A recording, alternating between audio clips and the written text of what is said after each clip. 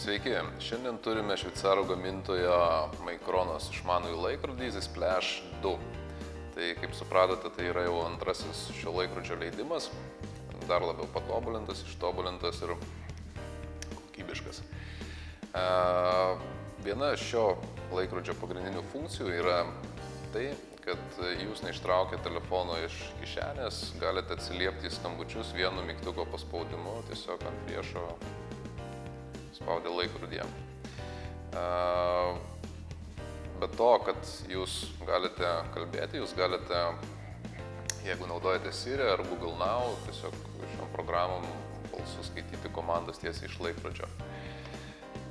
Laikrodis turi spalvotą ekraną, kuris yra jautrus lietimui, taip kad laikrodį bus patogu valdyti, reikės daug spaudaliuoti mygtukų, tiesiog priliesti ekraną.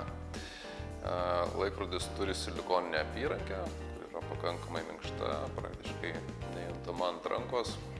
Taip pat yra vandeniui atsparus, tad nebijos, jeigu ten užtikš vienas kitas lašas per lietų ar plaunant rankas.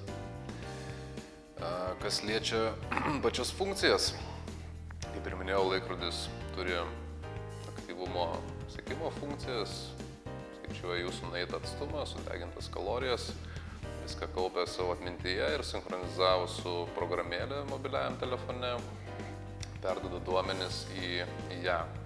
Programėlėje jūs galite stebėti savo pasiekimus vienos dienos, 2 dienų, mėnesio, netgi 2 mėnesių ir taip toliau.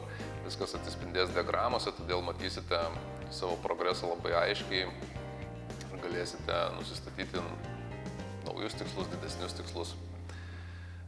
Visą tą parodys jūsų programa. Šis laikrodis turi mėgstantiems fotografuotis, darytis vadinamus selfius, turi nuotolinio valdymo funkciją, kuri leidžia telefoną padėjus toliau, spustelėjus tiesiog nuo laikrodžio mygtuką nusifotografuoti. Taip pat šis laikrodis turi priminimo funkciją, tai jūs galite įsivesti kažkokias svarbias datas, laikrodis atėjus šiai datai primins, ką reikia padaryti. Taip pat laikrodis turi miego sekimo funkciją, tai matuos, ar jūsų miegas kokybiškas, gilus, kiek valandų jūs miegate.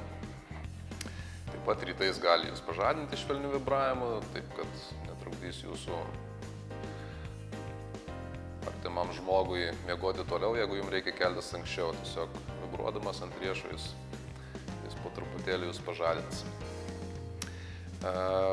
Laikrodis